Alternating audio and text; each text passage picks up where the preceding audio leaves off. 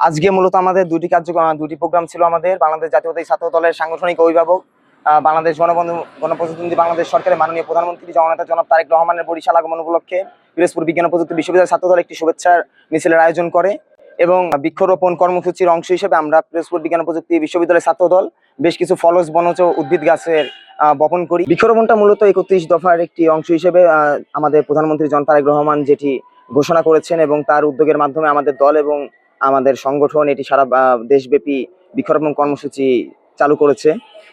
সেই কার্যক্রমের চলমান অংশ হিসেবে কেন্দ্রীয় নির্দেশনা অনুসারে আমরা এখানে পিরোজপুর বিজ্ঞান ও প্রযুক্তি বিশ্ববিদ্যালয়ের ছাত্রদল আজকে বৃক্ষরোপণ কর্মসূচি শুরু করেছে এবং আমরা এই ক্যাম্পাসে পিরোজপুর বিজ্ঞান ও প্রযুক্তি বিশ্ববিদ্যালয়ের ছাত্রদল সবসময় স্টুডেন্ট ডিমান্ড নিয়ে আমরা কাজ করতেছি। আমাদের কোনো স্থায়ী ক্যাম্পাস এবং হল সুবিধা নাই, যার কারণে থার্ড ব্যাচ যেহেতু আমাদের এখানে চলে এসেছে, আমরা একটি স্থায়ী ক্যাম্পাসের জন্য এবং হলের জন্য মাননীয় ভিসি মহোদয় জনাব সবিরুল ইসলাম হালদার স্যারকে বলা হয়েছে। তিনি দ্রুত পদক্ষেপ নেবেন বলে আমাদেরকে আশাবাদী করেছেন এবং আমরা আশা করি যে আগামী দিনে মাননীয় প্রধানমন্ত্রী জনাব তারেক রহমানের উদ্যোগে ইনশাল্লাহ আমরা অতি শীঘ্রই একটি ক্যাম্পাস এবং হল সুবিধা সহ অন্যান্য যে সুবিধা বঞ্চিত হয়ে এসেছি আমরা বিগত দিনে, সেই সুবিধাতে আমরা ইনশাল্লাহ পাবো।